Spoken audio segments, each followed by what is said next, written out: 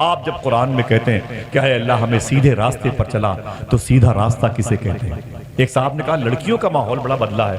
میں نے کہا میں بتاتا ہوں کہ دونوں کا بدلا ہے۔ بولے کیوں؟ اب سنیں غور سے، ہنسی نہیں، مذاق نہیں، موبائل کا استعمال نہیں، میری بات تو سن لیں۔ میں روز نہیں آتا، اپنے ان بھائیوں کے کہنے پر میں آپ کے یہاں روز آ بھی سکتا ہوں اگر کہیں مصروفیت نہ ہوئی تو۔ سنیں، ایک بوڑھا آدمی، اس کے گھر میں غریبی بہت تھی اور بوڑھا ہو گیا تھا، اس کی چھوٹی چھوٹی بچی۔ آپ جب قرآن میں کہتے ہیں کہ اے اللہ ہمیں سیدھے راستے پر چلا تو سیدھا راستہ کسے کہتے ہیں؟ ایک صاحب نے کہا لڑکیوں کا ماحول بڑا بدلا ہے۔ میں نے کہا میں بتاتا ہوں کہ دونوں کا بدلا ہے۔ بولے کیوں؟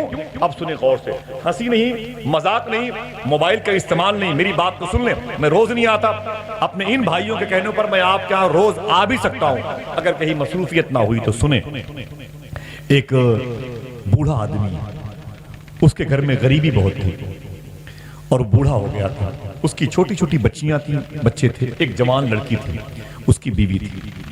بیوی نے کہا اپنے بوڑھے شوہر سے کہ اے میرے شوہر تم بہت بوڑھے ہو گئے ہو۔ کہا ہاں۔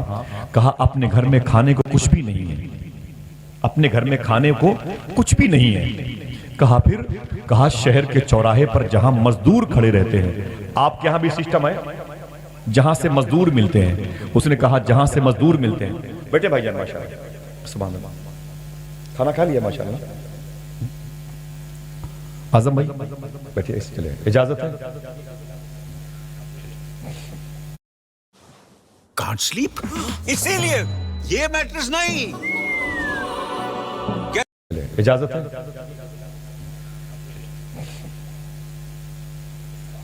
وعلیکم السلام ورحمۃ اللہ۔ مہمان لوگ تشریف لائے ماشاءاللہ۔ بیٹا اجازت اظہر بھائی، آگے بڑھے، میری بات کو سنیں۔ وہ کہتا ہے کہ میری بیوی کہتی ہے، آواز میری پہنچ رہی ہے؟ زور سے بولنا نہیں، ہنسنا نہیں، موبائل کا استعمال نہ کرنا بھائی، ٹھیک ہے؟ وہ کہتے ہیں کہ بوڑھا کہتا ہے میری بیوی نے مجھ سے کہا کہ میرے شوہر میرے پاس کھانے کو کچھ بھی نہیں ہے، کیا کیا جائے؟ بچیاں کہیں بھوکی نہ مر جائیں۔ وہ چپلوں میں جو چمڑے لگے ہوتے نا، اسے نکال کر بھگو بھگو کے اپنے بچوں کو کھلاتی۔ میرے بچے کھانے کی باتیں سن کے منہ کھول دیتے ہیں، میرے بچے کھانے کی مہک سن کے تڑپ جاتے ہیں، کچھ کرو۔ تو بوڑھے شوہر نے کہا کیا کروں؟ تو بیوی نے کہا تم بھی شہر کے چوراہے پر چلے جاؤ اور جا کر کے وہاں پر مزدوری کرنے والوں کی لائن میں کھڑے رہو، شاید کسی کا گھر بن رہا ہو اور تمہیں اٹھا لے جائے۔ دن بھر مزدوری کرنا، 300-350 روپے ملیں گے، دال اور چاول کا انتظام ہوگا، بچے بھوکے نہیں مریں گے۔ جب شوہر صبح کو نکلنے لگا تو گھر میں 2 روٹی تھی۔ سنو، 600 روپے کلو کا گوشت کھانے والوں، کسی غریب گھر کی داستان بھی سن لو۔ اپنی بچیوں کو آوارہ چھوڑنے والوں، ہم بھی شامل ہیں اس میں بھائی، ہم اس سے الگ نہیں ہیں، ہمارا اشارہ صرف آپ نہیں، ہم اپنی طرف بھی کر رہے ہیں، ایرو ایئر بھی گھما ہوا ہے۔ سنیں، آج مسلمانوں کی لڑکیاں خنزیر کا گوشت کھانے والوں کی گود میں ٹہل رہی ہیں۔ نیند نہیں آتی میرے بھائی، دنیا دیکھتا ہوں میں کیا بتاؤں، دنیا دیکھتا ہوں۔ اللہ اکبر۔ وہ عورت کہتی ہے اپنے شوہر سے جا رہے ہو؟ تو بوڑھے شوہر نے کہا ہاں بیگم جا رہا ہوں، کام پر جا رہا ہوں، کسی نے بلا لیا تو کام کروں گا۔ تو بیوی نے کہا خالی پیٹ کیسے جاؤ گے؟ 2 روٹی گھر میں ہے، یہ سبزی ہے، اس کو لے کے چلے جاؤ۔ تو شوہر نے کہا یہ چھوٹے چھوٹے بچے کیا کھائیں گے؟ تو بیوی کہتی ہے میں انہیں تسلیاں دے دوں گا۔ شاعر کہتا ہے کہ بھوکے بچوں کی تسلی کے لیے ماں نے پھر پانی پکایا دیر تک۔ اللہ اکبر۔ شوہر چلا گیا، وہ چھوٹی سی ٹفن تھی، ٹفن سے مراد یہ کہ کپڑے میں لپٹی ہوئی 2 روٹیاں، وہ تھوڑی سی سبزی۔ شہر کے چوراہے پر وہ بوڑھا باپ چلا گیا اور چوراہے پر کھڑا تھا، صبح سے شام تک کھڑا تھا۔ لوگ آتے رہے، مزدوروں کو بلاتے رہے، اپنے گھر لے کے جاتے رہے، لیکن اس کو کسی نے نہیں پوچھا۔ یہ انتظار کرتا رہا، بھوک لگی تو بیٹھ کر کے 2 روٹی اور سبزی کھا لیا۔ ایک کنویں کے قریب گیا تو پانی کا انتظام ہوا، پانی پی کے وہی کھڑا تھا۔ جب سورج ڈوب گیا تو بوجھل قدموں سے گھر واپس آیا۔ جب گھر واپس آیا تو بیوی نے کہا کیا ہوا؟ کام کیا؟ تو آنکھ میں آنسو آ گئے۔ کہا کہ لوگوں نے مجھے شاید بوڑھا سمجھ کے اپنے گھر لے کے نہیں گئے، بڑے بڑے جوان اور تندرست مزدور کھڑے تھے، ان کو لوگ لے کے چلے گئے۔ بیوی کی آنکھ میں آنسو تھے، بیٹی جوان دیکھ رہی تھی میرا بوڑھا باپ کام کے لیے گیا تھا اور آج اسے کچھ ملا نہیں۔ بچی پریشان، دونوں بچیاں، وہ بچے جو چھوٹے چھوٹے تھے باپ سے لپٹے، ابو میرے لیے کیا لائے ہو؟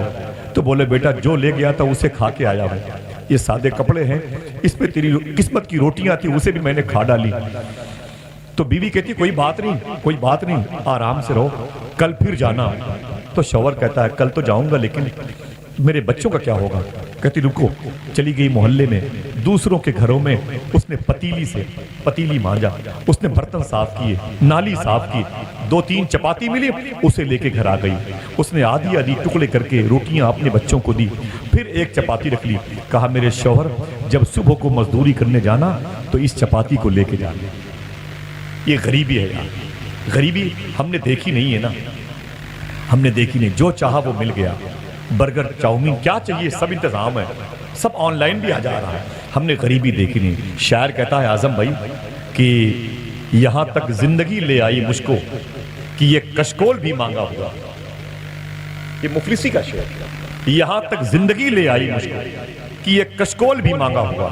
ایک ریوا کا شاعر کہتا ہے کہ دیکھنا ہے اسے پڑھتے ہیں یا کھاتے ہیں غریب، میں نے ایک روٹی پہ لکھ کر کے غزل بھیجی۔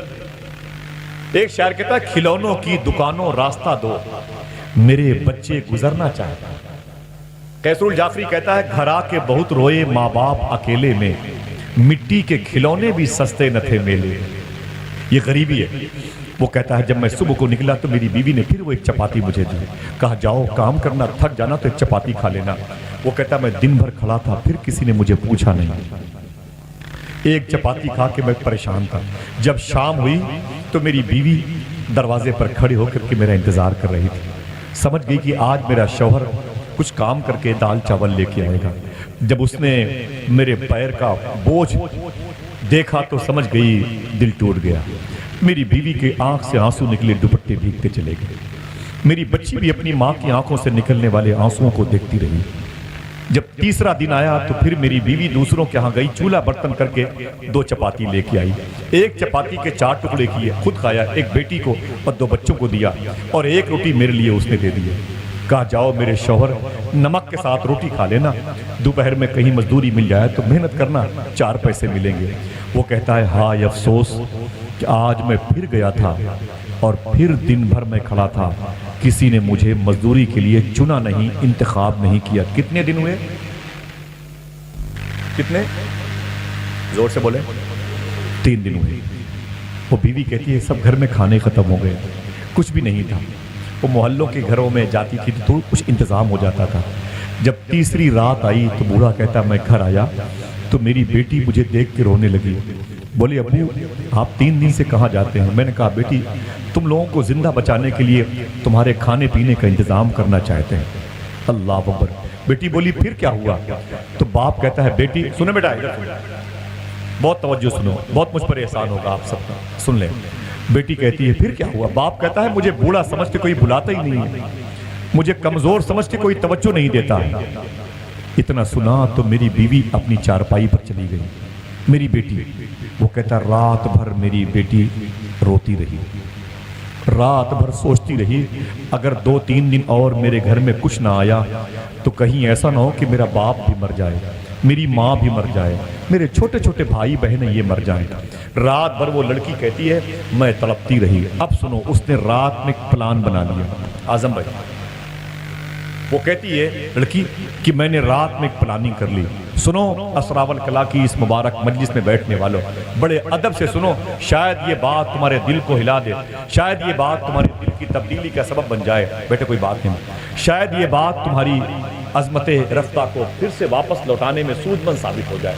بہت ادب سے سنیں میری بات۔ وہ کہتی ہے لڑکی کہ میں پریشان تھی، رات میں نے ایک پلان بنا لیا۔ کہا وہ پلان کیا ہے؟ صبح کو اٹھی، میں نے اپنی ماں سے کہا آج میری سہیلی کے گھر میں ایک شادی کی تقریب ہے، اگر کہو تو چلی جائیں۔ ماں نے کہا بیٹی چلی جا۔ وہ کہتی میں نے نہایا، خوب قیمتی صابن کریم جو بھی تھا لگایا، نئے کپڑے میں نے پہنے، اپنے بالوں کو میں نے خوشبوؤں سے معطر کیا، لباس میں خوشبو لگا، بڑے اہتمام کے ساتھ سج سمر کی لڑکی کہتی ہے شادی نہیں تھی، میں نے جھوٹ بولا، میں گھر سے باہر نکل گئی۔ شام تک وہ لڑکی نہیں آئی۔ سنیے مجلس میں رہنے والے، اگر دل کہے تو رکھ لو، ورنہ بہت پوری دنیا ہے مجھ جیسا کتا آدمی بہت دیر تک کسی اور منڈی میں بھوکتا رہے گا۔ وہ لڑکی کہتی ہے میں شام تک گھر نہیں آئی، سورج ڈوب گیا تو میں اپنے گھر میں آئی۔ جب وہ دروازہ کھولا لڑکی نے تو تمام سے دروازے کے سامنے چارپائی پڑی تھی۔ ہائے میرے باپ، ہائے میرے باپ کہہ کے وہ لڑکی چارپائی پر گر پڑی۔ باپ اندر سے کمزور بدن کا نکل کے باہر آیا، بیٹی کیا ہوا؟ ماں بھی نکل کے آ گئی، بیٹی کیا بات ہے؟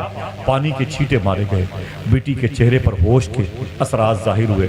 کہا بیٹی اٹھ کے بیٹھو، بات کیا ہے؟ بات کیا ہے؟ سینے پر ہاتھ رکھ کے یہ تاریخی کہانی سننا، اگر دل کہے تو ٹیلی فون کے ذریعے سے اپنی بہنوں کو بتانا، اپنے گھر والوں کو بتانا، اپنے بھائیوں کو بتانا، اس علاقے میں کہیں کسی چائے خانے پر بیٹھ کے کسی عاشق رسول کو بتانا، کسی حضور سے محبت کرنے والوں کو بتانا، کسی غریب اور قلاش مفلس شخص کے سامنے یہ باتیں کرنا، تاکہ چراغ سے چراغ تو جل جائے میرے بھائی۔ سب لوگ جلسے میں نہیں آتے، لیکن جو سب جلسے میں آتے ہیں انہی کی وجہ سے باتیں دوسروں تک پہنچ سکتی ہیں۔ سمجھے میری بات؟ یاد کر لو میری بات۔ وہ کہتی ہے لڑکی کیا ہوا؟ باپ کہتا ہے بیٹی تو دن بھر کہاں تھی؟ آ کے روئی کیوں؟ آ کے تڑپی کیوں؟ تو نے میرا نام لے کے اتنی چیخ پکار کیوں کی؟ لڑکی اٹھ کے بیٹھ گئی۔ اب سنو آپ، سب کے گھر میں چھوٹی چھوٹی بہنیں ہوں گی، جوان بھی ہوں گی، ماشاءاللہ شادی وغیرہ کی تقریب ہے، اللہ سب کی بہنوں کے قدم میں برکتیں عطا فرمائے، سب کو حضور کی بیٹی مخدوم کائنات کے نالین کا صدقہ عطا فرمائے۔ سب کی آواز آمین کی نہیں آئی؟ ہاں، یہ دعا کی قبولیت کی جگہ ہے نا بھائی، دل سے بولے اللہ قبول فرما لے۔ بہنوں سے پیار کیا کرو، بہنوں سے محبت کیا کرو۔ حضور نے اپنی سگی بہن ماں امی حلیمہ کے رشتے سے مخدومہ شیمہ سے بڑی محبت کی۔ سبحان اللہ۔ سنیں آپ، باتیں سمجھ میں آپ کو آ رہی ہیں؟ کہانی آگے جا رہی ہے۔ وہ لڑکی کہتی ہے ابو بیٹھو، باپ بیٹھ گئے روبیل بھائی، اور بغل میں ماں بیٹھ گئی، لڑکی بیٹھ گئی، لڑکی رو رہی ہے۔ باپ کہتا ہے بیٹی بول تو صحیح، تو کہاں گئی تھی؟ لڑکی کہتی ہے کیا بتاؤں؟ ماں کہتی ہے اس نے صبح مجھ سے کہا تو میں سہیلی کے شادی میں جا رہی ہوں۔ باپ کہتا ہے جھوٹ بول رہی ہے، میری بچی شادی سے نہیں آ رہی ہے، میری بچی کا دل بڑا ٹوٹا ہے، بول میری بیٹی میٹر کیا ہے، بول بات کیا ہے، مدعا کیا ہے، بول بول۔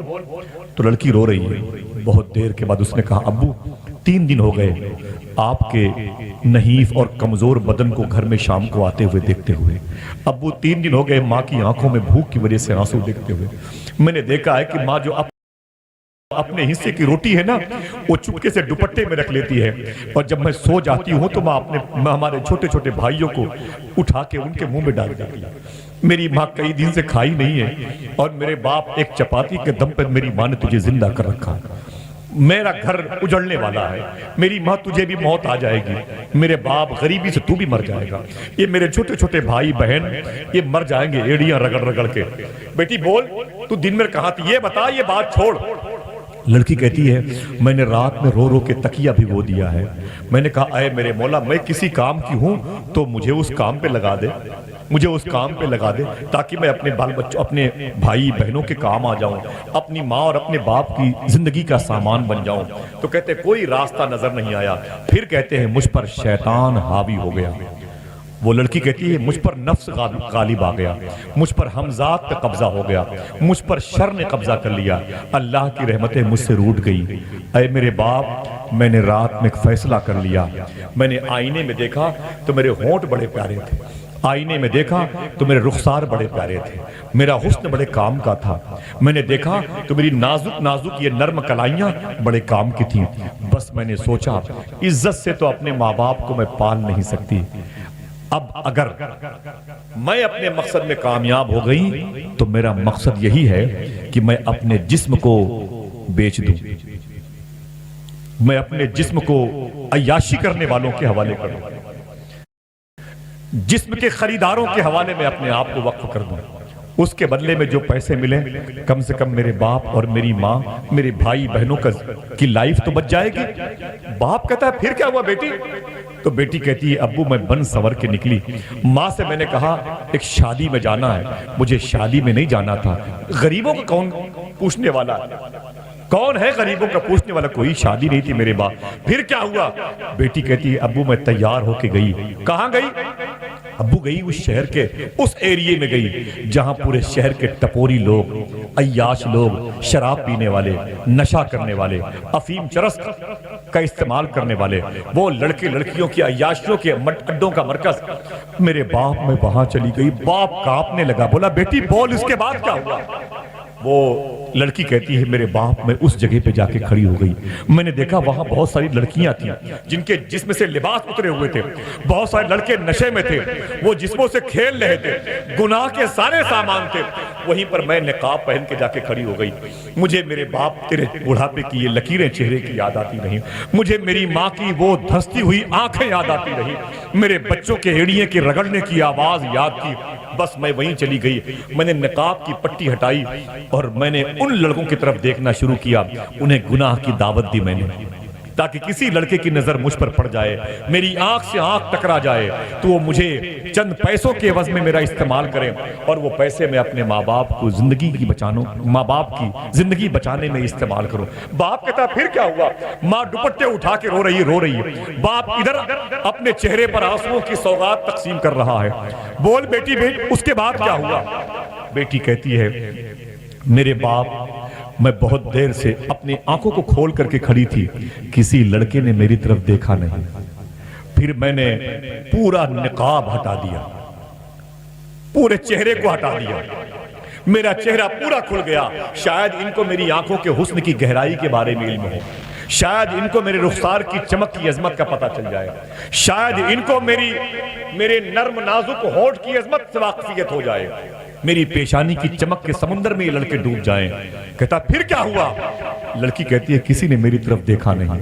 پھر لڑکی کہتی ہے میرے باپ، میں نے نقاب اتار دیا، میں نے دوپٹے اتار دیے، اپنے بالوں کو میں نے لہرانا شروع کر دیا۔ سارے لڑکے ایک دوسرے سے بری باتیں کر رہے تھے، لڑکے لڑکیاں ایک دوسرے سے الجھے ہوئے تھے، نشے کی گود میں سب کے سب چلے گئے تھے، گناہ میں ڈوبے ہوئے تھے، لیکن میرے باپ میرے بکھرے ہوئے بال کی طرف بھی کسی نے نظر نہیں ڈالی ہے، نہ کسی نے میرے رخسار کی طرف دیکھا، نہ کسی نے میرے لب کی طرف دیکھا، نہ میری کسی نے جھیل جیسی آنکھوں کی طرف دیکھا۔ بولے پھر؟ لڑکی کہتی ہے میرے باپ، میں صبح سے شام تک کھڑی تھی، دعوت گناہ دے رہی تھی، ان کو گناہ پر اکسا رہی تھی، میں لڑکوں کے آگے پیچھے جا کے بتاتی تھی، ارے ادھر دیکھو، ادھر حسن تمہارا انتظار کر رہا ہے، لیکن کسی لڑکے نے میری طرف توجہ نہیں دی، میری طرف توجہ نہیں دی، میری طرف توجہ نہیں دی۔ باپ میں تھک ہار کے ابھی آپس اسی عیاشی کے اڈے سے سیدھے واپس آ رہی ہے۔ اتنا سنا تو باپ نے رب کا نام لیا چیخ کر کے، سیدھے مصلی رکھا تھا اس پہ دھڑام سے گر گیا، جا کے سجدے میں بہت رویا۔ اس نے کہا اے میرے پروردگار عالم، مجھے غریبی عطا ہوئی ہے لیکن ایمان تو سلامت ہے، میرے دل میں حضور کی محبت تو سلامت ہے۔ اے میرے مولا، تو نے غریب کی غریبی کا بھرم باقی رکھا ہے، میرے ٹوٹے ہوئے سجدوں کی تو نے آبرو بچا لی ہے۔ اے میرے مولا، تیرا فضل ہے، تیرا شکر ہے، تیرا کروڑوں کروڑوں احسان ہے میرے مولا، تو نے فضل فرمایا، تو نے فضل فرمایا، میری پاک بچی کی عزت سلامت رکھی ہے۔ بہت دیر کے بعد جب رو کر کے آنسو پوچھ کر کے اٹھا تو کہتا ہے بچی تو نے کیا کہا؟ تو لڑکی کہتی ہے ابو، صبح سے شام تک، اب یہاں سے لے کے وہاں تک، آخری صف تک کے لوگ، یہ علماء اور یہ شورا اور آپ سب اس بات کو لے کے گھر جاؤ، خدا کے واسطے بتاؤ بہن بیٹیوں سے کہ اسلام تمہیں اگر سیدھے راستے پر چلنے کے لیے اکساتا ہے تو اللہ کی طرف سے پھر انتظام کا واٹر پروف ایک لباس بھی تیار کیا جاتا ہے تمہارے لیے۔ اللہ اکبر۔ وہ کہتا ہے بول میری بیٹی، تم نے ابھی کیا کہا؟ لڑکی کہتی ہے میرے باپ، کسی لڑکے نے میری طرف بری نظر سے دیکھا بھی نہیں۔ اس لڑکی کا باپ کہتا ہے میری بیٹی، تجھے بری نظر سے کوئی کیوں دیکھتا؟ آج تک میں نے کسی کی بیٹی کو بری نظر سے دیکھا ہی نہیں ہے۔ سمجھ گئے میری بات؟ تو جو گھسا ہے غیر کے گھر میں اپنا دل بہلانے کو، تیرے گھر میں کوئی گھسے گا ایسا بھی ہو سکتا۔ رونا مسلم لڑکیوں کا ہے تو لڑکوں کی طرف نظر کون ڈالے گا؟ ان کی جو سوچ ہے، ان کا جو مزاج ہے، یہ منفی لہجے کے لوگ کہاں جائیں گے یار؟ یہ جس جنازے کو یہ آج کے دور کے بچے کاندھا دے دیں گے، میں یہ سمجھتا ہوں کہ اس کے لیے اچھی خاصی پریشانی ہو جائے گی۔ ہاں، وضو بنانے کا طریقہ یاد نہیں ہے۔ ادھر دیکھیں بھائی، سب لوگ ہنسیے نہیں بھائی۔ ہاں سنیں آپ، توجہ سنیں آپ کہتے ہیں قرآن میں اللہ سے اے میرے مولا اہدنا الصراط المستقیم، مجھے سیدھے راستے پر چلا۔ تو چلتے کیوں نہیں جب آپ کو میپ نے بتا دیا کہ لکھنؤ جانے کا سیدھا راستہ الہ آباد سے بیلی سے نکلے اور نواب گنج اور پھر لال گنج، پھر کنڈا، اونچا ہار، رائے بریلی، لکھنؤ پہنچ جائیں، تو پھر آپ ادھر ادھر کیوں ٹہلتے ہیں؟ اگر شوق ادھر ادھر ٹہلنے کا ہے تو پھر خدا سے کیوں کہتے ہیں مجھے سیدھے راستے پر چلا؟ بتائیں مجھ کو. عجیب بات ہے. لوگوں سے کہی یار لوگ جھوٹ کیوں بولتے ہیں؟ وہ کہتے ہیں میری مرضی ہے اعظم بھائی. وہ کہتے ہیں میری مرضی ہے. آپ حرام کیوں کھاتے؟ بولے میری مرضی ہے. میرے آقا صوفی سلطانیہ فرماتے ہیں بے وقوف کہیں کے، اس سے کہہ دو جب زمین خدا کی استعمال کرتا ہے، ہوا خدا کا دیا ہوا استعمال کرتا ہے، دانے خدا کے دیے ہوئے استعمال کرتا ہے، پانی اس کا استعمال کرتا ہے، تو مرضی بھی خدا کی چلے گی، منمانی نہیں چلے گی. اور اگر ایسا کریں گے تو نقصان اٹھائیں گے. دوستو میں تم سے بتانا چاہتا ہوں کہ تمہاری ضرورت ہے. تم جس محلے میں رہتے ہو اس محلے میں برکتیں ہونی چاہیے، اس محلے کو بے برکتی سے پاک ہونا چاہیے، اس محلے کو نحوست سے پاک ہونا چاہیے. سنیں، جب آپ نے قرآن کی آیت پڑھی ہے اے میرے اللہ سیدھے راستے پر چلا، تو پھر سیدھے راستے پر چلنے کی فضا بنائیں. اپنے بچوں پر نظر رکھیں، بچیوں کو صحیح تعلیم کی طرف آراستہ کریں. معلوم ہے آپ کو ابھی حالات کیا ہیں؟ ابھی حالات کیا ہیں؟ پرسنٹیج نہیں آ رہے ہیں ابھی میرے بھائی. اتنے زیادہ ماحول مسلمان کے کلچر خراب نظر آ رہے ہیں، شراب پینے میں، نشا کرنے میں اور بے راہ روی میں. اللہ اکبر اللہ اکبر. ایک قریب سے شہر سے گزرا تو میں نے کہا یار یہاں شراب کی دکانیں بہت زیادہ ہیں. تو رو کے بولے آصف بھائی اگر تکلیف نہ ہو تو بتا دوں، سب سے زیادہ یہاں مسلمان لڑکے شراب پیتے ہیں. اللہ اکبر. کیا تکلیف ہے بھائی حضور کے قانون سے؟ کیا الرجی ہے آپ کو حضور کے قانون سے؟ کیا الرجی ہے؟ کیا کمی ہے دین اسلام میں؟ آپ تو حضور پر درود پڑھنے کے لیے پیدا کیے گئے، آپ تو قرآن پڑھنے کے لیے پیدا کیے گئے. یہ آوارہ گردی یہ مناسب نہیں ہے میرے بھائی. میں ہاتھ جوڑتا ہوں، اپنے آپ کو سنبھالو. کالج میں رہو، ڈاکٹرز کی ڈیوٹی انجام دو، ایڈوکیٹ کی پوسٹ پر آؤ، جج بن جاؤ، چیف جسٹس بن جاؤ، لیکن اپنے ساتھ اپنا اسلام لے کے جاؤ. میری بات سمجھ گئے؟ اسلام لے کے جاؤ، اسلام لے کے جاؤ. ایک بات سنیں آپ، یہ پیسے آ گئے تو اسلام سے دوری، پیسے آ گئے تو حضور سے دوری، پیسے آ گئے تو اسلام کچھ نہیں ہے. سب ہمارا کام پیسوں سے ہو جائے گا میرے بھائی. وہ قبر کے گڈھوں کے کیڑے مکوڑے سے بچے گا کہ پیسوں سے؟ وہ کیسے؟ پیڑ پودوں میں کیڑے مکوڑے نہیں رہتے، وہ زمین کے نیچے رہتے ہیں جہاں دفن کیا جائے گا ہم کو اور آپ کو. گر تم